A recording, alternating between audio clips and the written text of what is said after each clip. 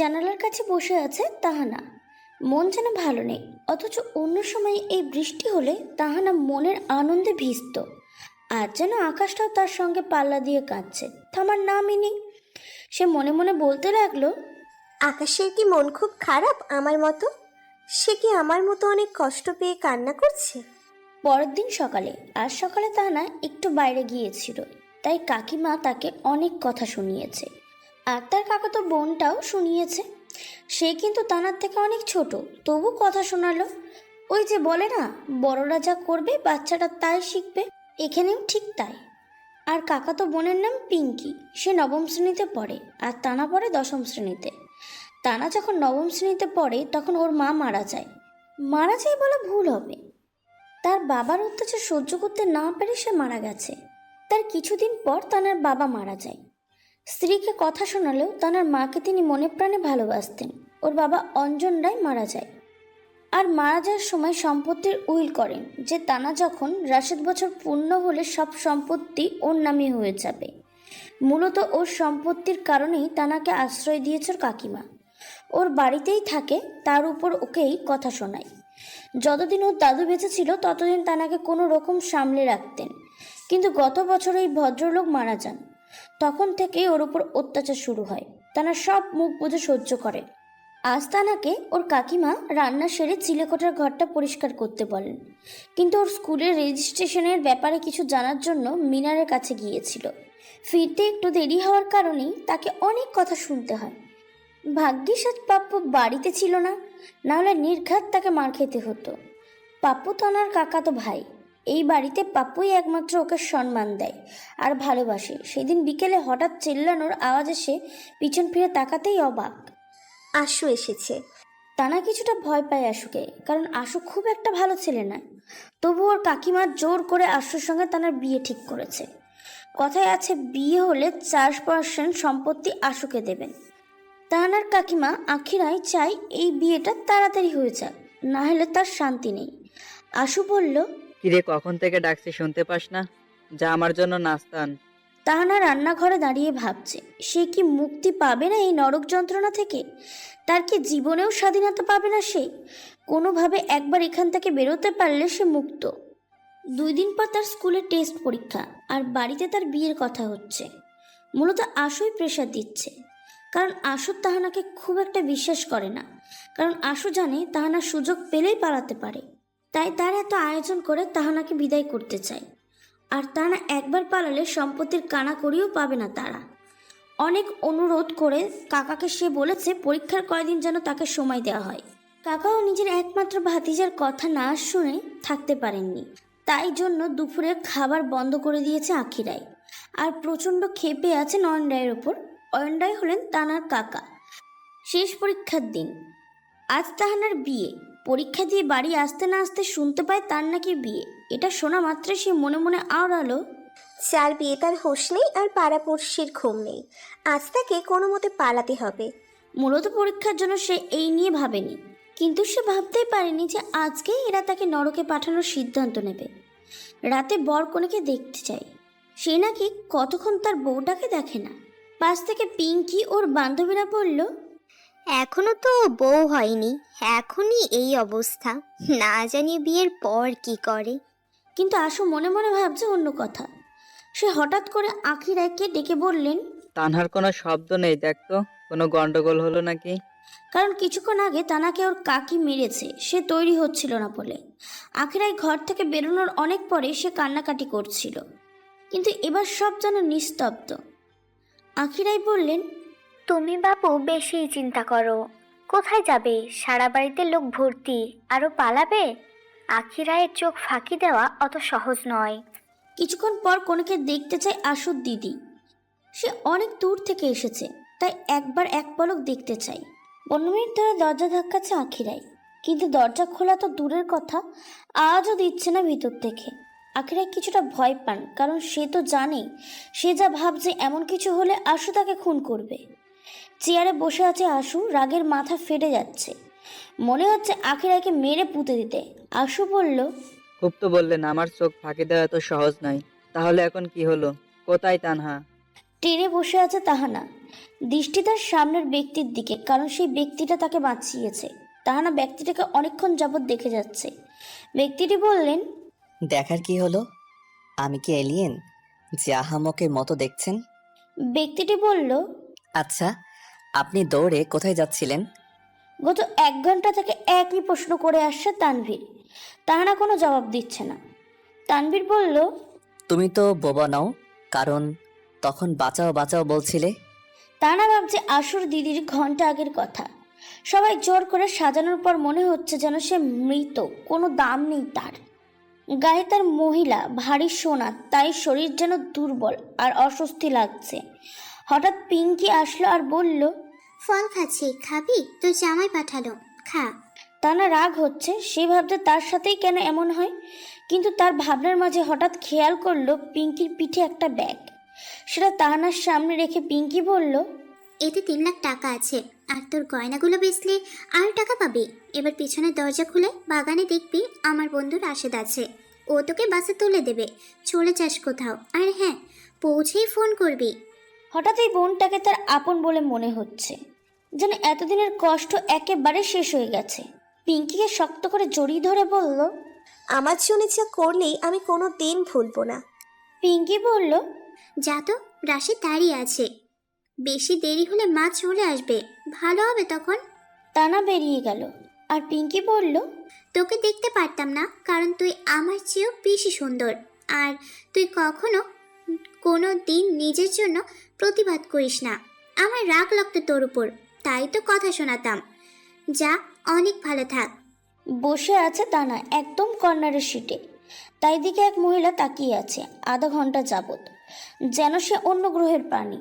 তাহানা এবার বলল, আন্টি কিছু বলবেন? মহিলা বললেন, বিয়ের আসর থেকে পালাচ্ছ নাকি? তুমি তো ভারী মিষ্টি মেয়ে, তো পালাচ্ছ কি প্রেমিকের জন্য? তা কোথায় নামবে? তাহানা বলল, আমি কলকাতা যাব। মহিলা বললেন, হ্যাঁ, কলকাতা তো যাবে, কিন্তু বাস থেকে নামবে কোথায় সেটা তো বলবে। তাহানা বলল, বাস থেকে হাওড়া নামবো। মহিলার গতি খুব একটা ভালো না, কেমন করে যেন তাকাচ্ছেন।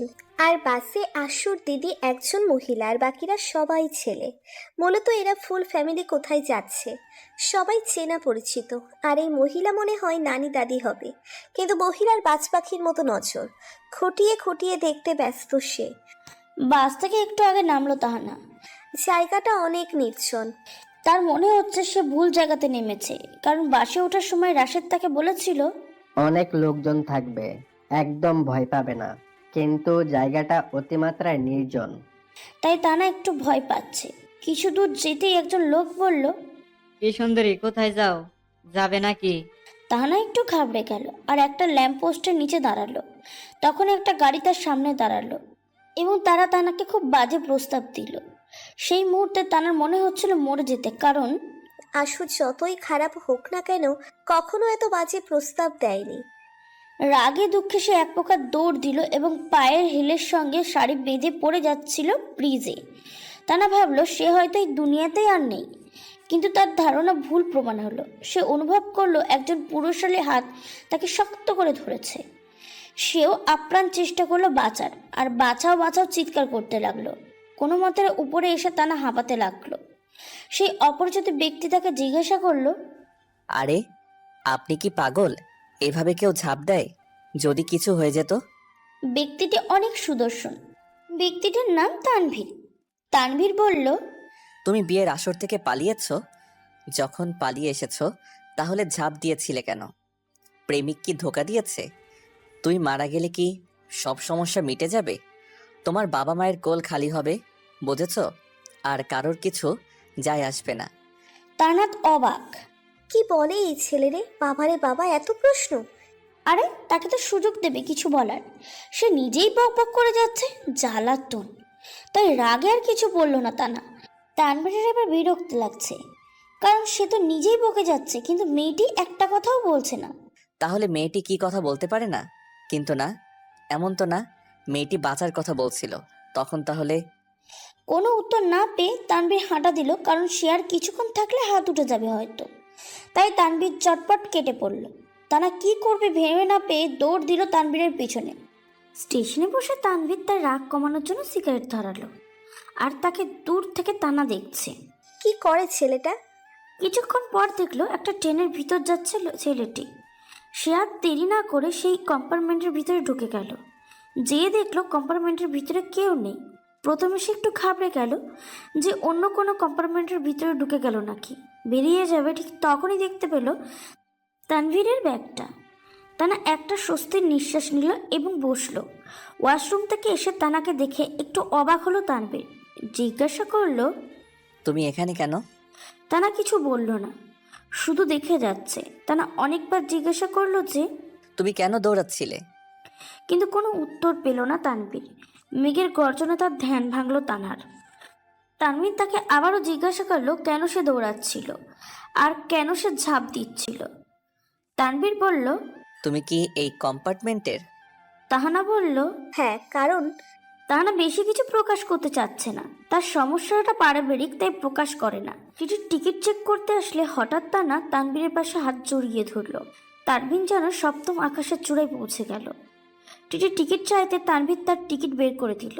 টিটি বলল, ভাই তুমি কি খাবার খেতে এসেছো যে একটাতেই ভাগ করে নেবে ভাবছো? এটা ট্রেন, এখানে টিকিট ভাগ করা হয় না। প্রত্যেকেই টিকিট কাটতে হয়। তানভীর প্রথম না বুঝলে পরে বুঝলো, তাই বলল। আজব, ওনার টিকিট আমি কেন দেব? আর তাহানাকে বলল। তুমি আমার হাত জড়িয়ে বসে আছো কেন? তাহানা বলল। জান, তুমি এখনো রেগে আছো? বললাম তো আর হবে না। তানভীর এবার ভেবে পাচ্ছে না যে এই মেয়ে কি করতে চাইছে, কিন্তু তার মতিগতি যে ভালো নেই তা বুঝলো। টিটি এবার বলল, দেখো বাপু, তোমাদের ঝগড়াঝাটি পরে দেখিও, এখন টিকিট দাও, না হয়তো ফাইন ধরবো। বেশি কথা বলা ঠিক হবে না।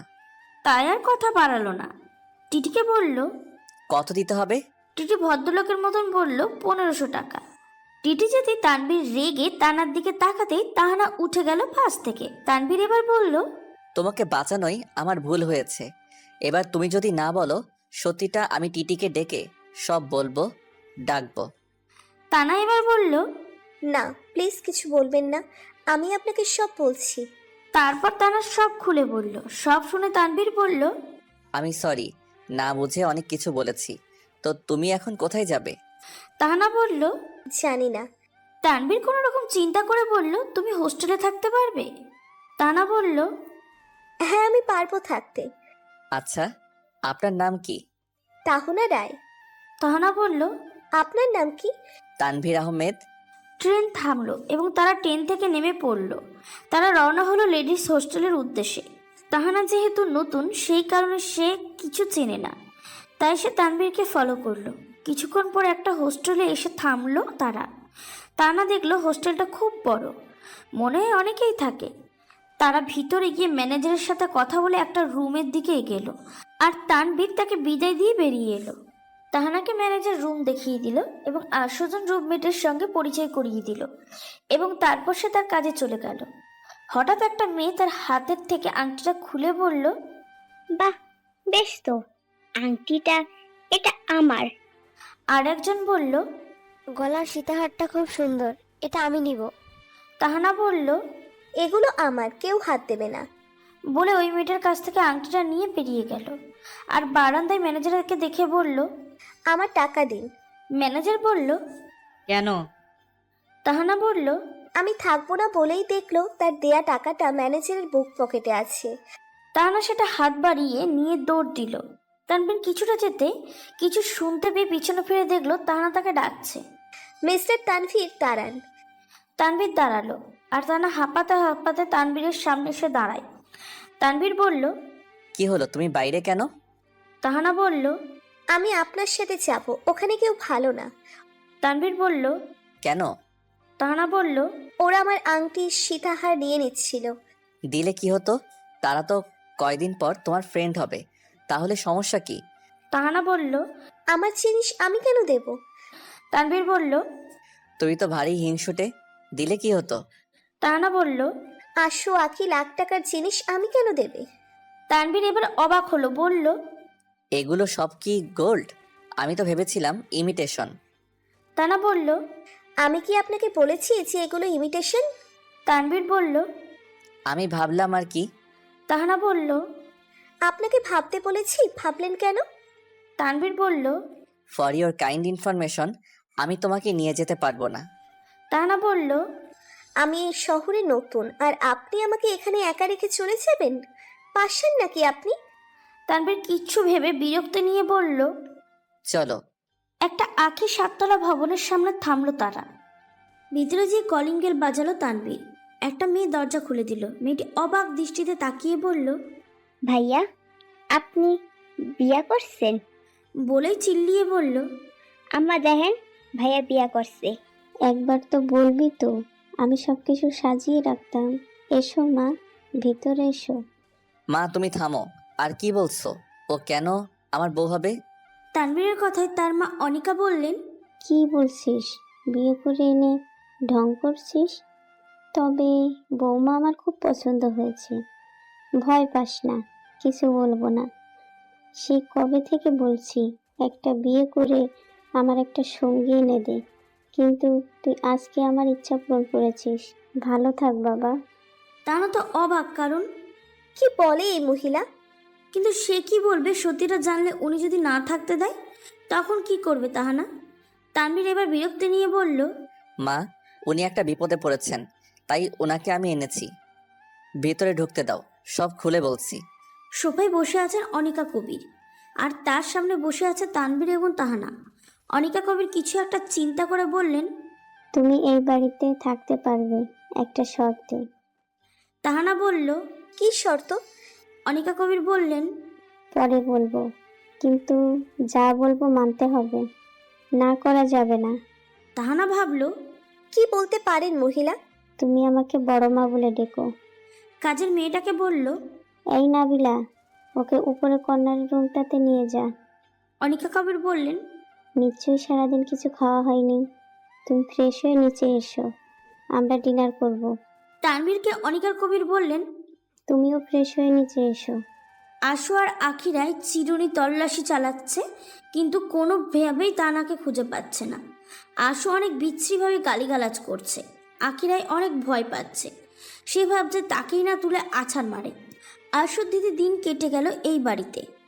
তাহানার এই 4 দিনে যতবারই তানভীরের সাথে দেখা হয়েছে ততবারই চোখে পড়তেই লজ্জায় চোখ নামিয়ে নিয়েছে তাহানা।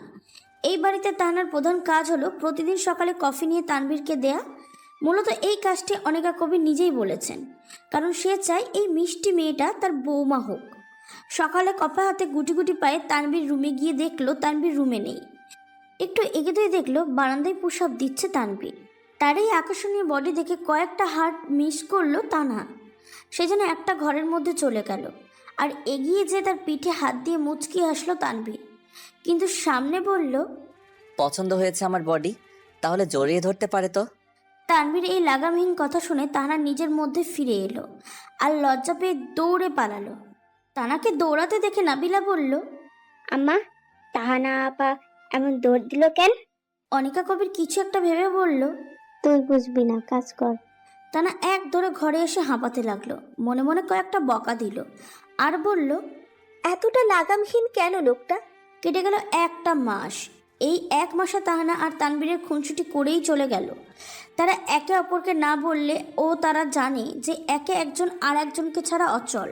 আর তাদের এই ভালোবাসার কথা জানেন অনিকা কবির, কিন্তু তিনি চান তার নিজেরা তাদের এই ভালোবাসার কথা মুখে বলুক, তারপর তিনি বিয়ের কথা বলবেন। কিন্তু সে মাঝে মাঝে মনে করেন তার আর ইচ্ছা পূরণ হবে না, কারণ তানহা আর তানভীর কেউ কাউকে কিছু বলছে না। কিন্তু তিনি দেখতে চান এরা কি করে। সন্ধ্যায় অনিকা কবির তানভীর, তানহা, নাবিলা শপিং করতে গেল। মূলত তানার জন্যই তারা গেল শপিং করতে। বাড়িতে নাবিলা বোর ফিল করতে পারে, তাই অনিকা কবির তাকে সঙ্গে আনলো। হঠাৎ একটা দোকানে তানভীরের চোখ আটকে গেল। তার ছোটবেলার বান্ধবী যারা, সে বলল। তোমরা কেনাকাটা করো, আমি আসছি। বলেই সেখান থেকে এসে পিছন থেকে যারা চোখ ধরল।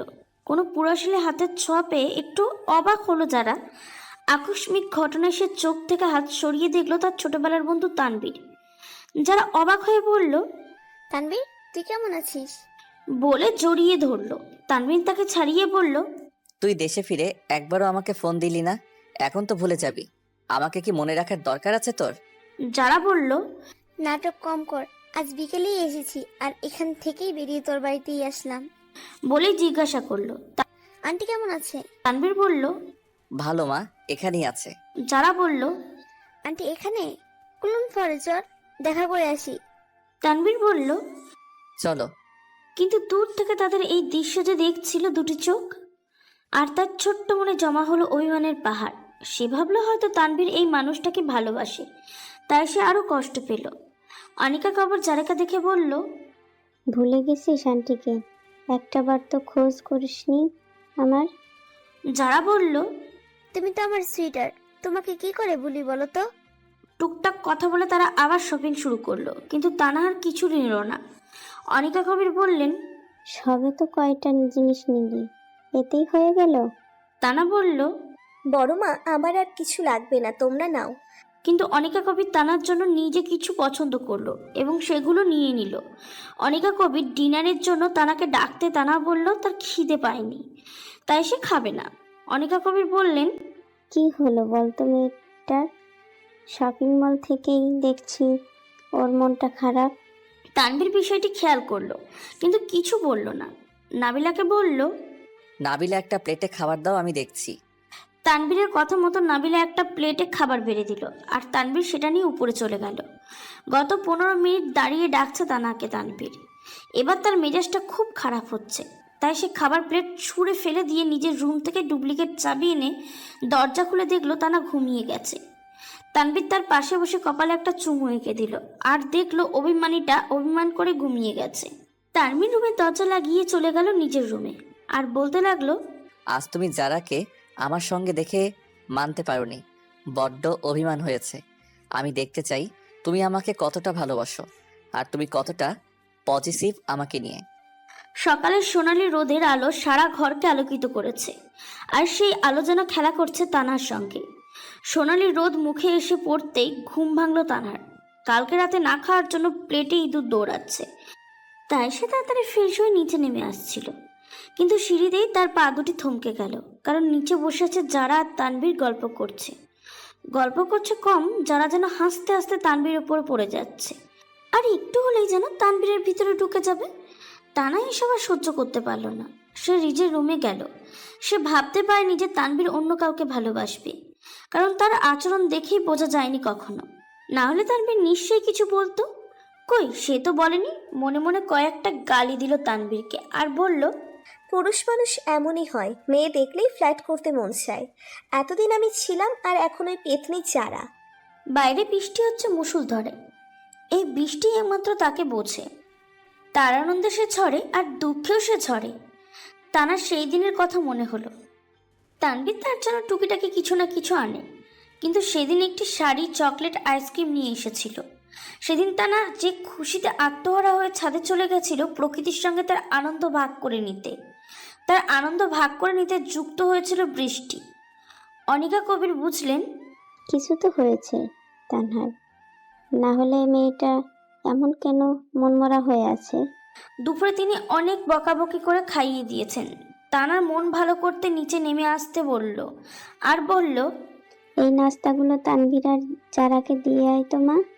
তানা মনে মনে বিরক্ত হলো, কারণ তার এই সব নাটক দেখার কোনো ইচ্ছা নেই। কিন্তু সে সামনে কিছু বলল না।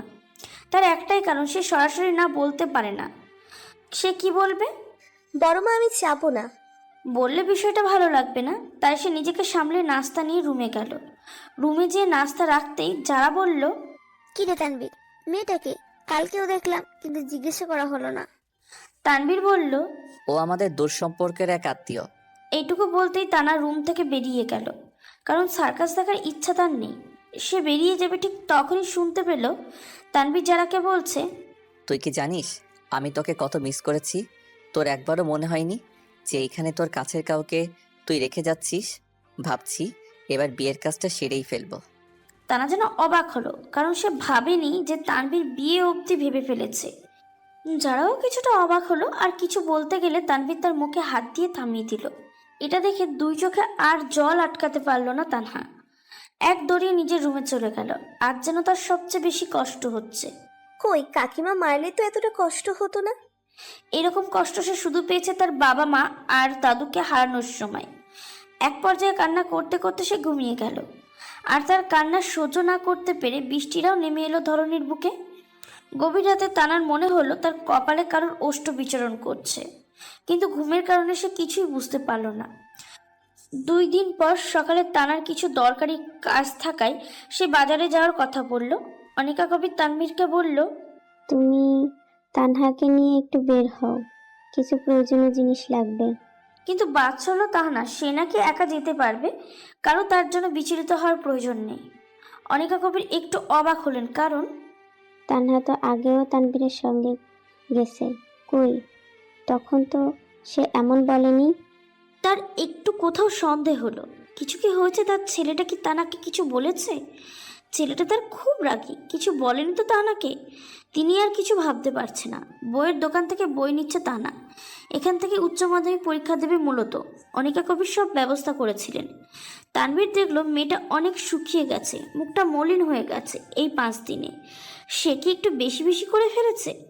তার অভিমানে কি অনেক অভিমান করেছে? পরে কি তার অনেক অসুবিধা হবে মেয়েটার অভিমান ভাঙাতে? তার আর কিছু জিনিসপত্র কিনে বেরোতেই দেখলো কোথা থেকে যারা এসে তানভীরকে জড়িয়ে ধরে বলছে, তানভীর, বাবা এসেছে বিয়ের কথা বলতে। আমি খুব খুশি আজকে। আমার স্বপ্ন পূরণ হচ্ছে। আমি আমার ভালোবাসার মানুষকে আপন করতে পেরেছি। যারা একজন ডাক্তারকে ভালোবাসে আর তার কথাই বলছে। কিন্তু তানা তো আর জানে না। তানার কিছু না বলে গাড়িতে উঠে বসলো। বুকের ভিতরটা খুব চিনচিন করছে। সে মনে মনে ঠিক করলো সে কষ্ট কেন পাচ্ছে। তানভীর তো তাকে কখনো বলেনি যে তাকে তানভীর ভালোবাসে। তাকে অনেক শক্ত হতে হবে। 1 সপ্তাহ পর 1 সপ্তাহ ধরে সে ফিল করছে কেউ ঘুমের মাঝে তার কপালে ওষ্ঠ দেয় ছোঁয়, কিন্তু সে জাগলেই কাউকে পায় না। স্কুল থেকে বেরিয়ে একটা চেনা পরিচিত মুখ দেখতে পেয়ে ছুটে গেল। আর সেই ব্যক্তিটা বলল, কোথায় ছিলি তুই? কত খুঁজতেছি তোকে। ব্যক্তিটার কেউ না, তারই ভাই পাপ্পু।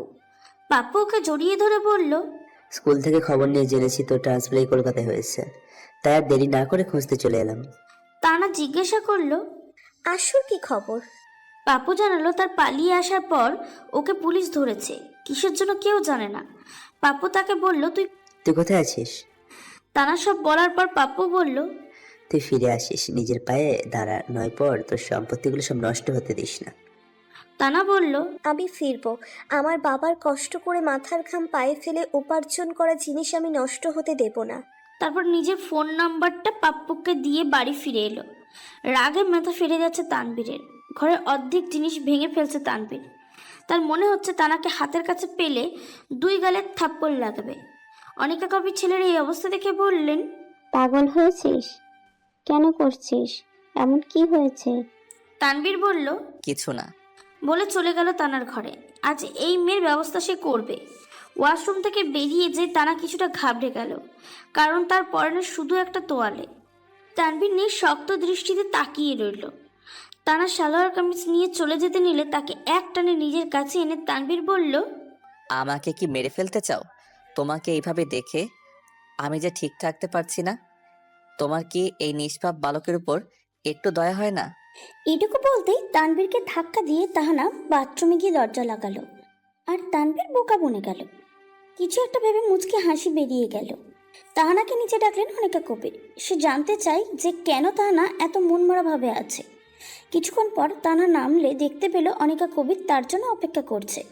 সে জিজ্ঞাসা করল, বড়মা, তুমি আমায় ডেকেছিলে? অনিকা কবির বললেন, আচ্ছা, তোর কি হয়েছে? তুই কি আমাদের কোনো ব্যবহারে কষ্ট পেয়েছিস? বা তানভীর তোকে কিছু বলেছে? কিছু ভুল হয়েছে? বল না মা, আমি সব ঠিক করে দিব। তানা বলল, না বড়মা, কি হবে, কিচ্ছু হয়নি। আসলে আমার মায়ের কথা মনে পড়ছিল, তাই জন্য। কিন্তু তাহানার ইচ্ছা হলো বলতে যে, বড়মা, তোমার ছেলেকে তুমি অনেক বকা দাও। সে আমাকে কেন তার ভালোবাসায় জড়িয়ে নিল?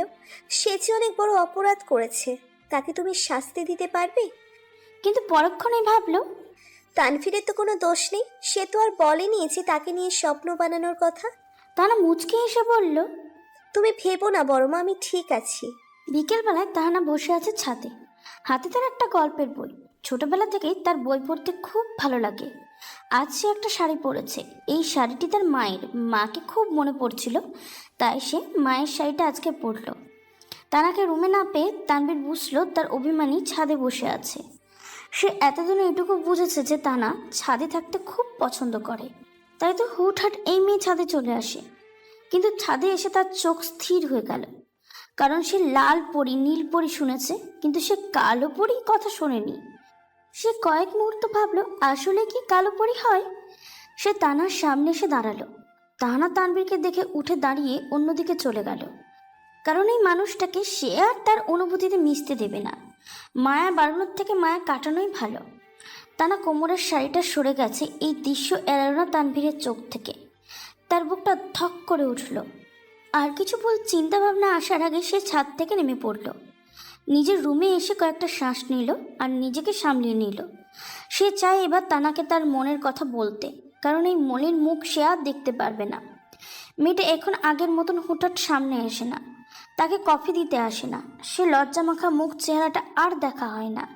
সে কয়েকদিন আগের কথা ভাবতে লাগলো। রোজ সকালে কফি নিয়ে তানভীরকে দেওয়াটা তানার যেন মন অভ্যাসে পরিণত হয়েছিল, ঠিক তানভীরও অভ্যাসে পরিণত হয়েছিল। সেই দিন তানা নাস্তা দিয়ে যাওয়ার পর যারা জিজ্ঞাসা করে, মেয়েটি অনেক মিষ্টি তো। জবাবে তানভীর মুচকি হাসে। সেদিন যারা আর বাড়িতে যায় না, মূলত অনিকা কবির তাকে বাড়ি যেতে দেয়নি।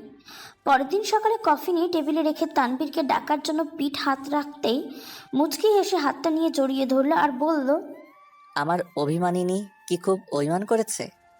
কিন্তু সে বুঝতে পারেনি যে আজ তানা না, যারা এনেছে কফিটা। যারা কিছুটা অবাক হলো, কারণ তানভীর কি সব বলছে। সে বুঝলো दाल में जरूर कुछ काला है। পর মুহূর্তে হেসে কিল বসিয়ে দিল তানভীরের পিঠে, বলল, কি রে, তোর অভিমানিনীর আসার কথা ছিল নাকি? কই একবারও বললি না তো। তানভীর হেসে বলল, তুই এখানে কেন? যারা বলল, আগে বল কবে হলো এসব। তানভীর বলল, জানি না কিভাবে হলো, কিন্তু এই মেয়েকে ছাড়া আমার এক মুহূর্ত চলবে না। কিন্তু তুই কেন? কফি নিয়ে ও কোথায়? যারা বলল, ওই কফিটা নিয়ে আসছিল, আমি বললাম আমাকে দাও। ইস, মেয়েটা কি মনে করলো বলতো। তানভীর বলল, তুই তো ভালো করে আগুনে ঘি ঢেলেছিস। তোকে আমার সঙ্গে দেখেও মানতে পারিনি, তাই খুব একটা আমার সামনে আসছে না। হয়তো অনেক অভিমান করেছে আমার উপর। বিকেলের শাড়িতে ওইভাবে দেখে সে মুহূর্তটা তানভীর ভুলতে পারছে না। সেই থেকে একবার ছুঁয়ে দেওয়ার ইচ্ছা জাগলো মনে, তাই মাঝরাতে চলে গেল পেয়সীর রুমে। একবার ছুঁয়ে দিতে আর দু চোখের তৃষ্ণা মেটাতে। আজ তানা দেখতে চাই যে প্রতি রাতে কে তার রুমে আসে। সে বুঝতে পারে যে আসে তার ভালোবাসা মিশে আছে পবিত্রতা, কিন্তু কে সে ব্যক্তি সে প্রথম ভেবেছিল হয়তো তানভীর, কিন্তু যারা আসার পর সে এটা ভালো করে বুঝতে পারে।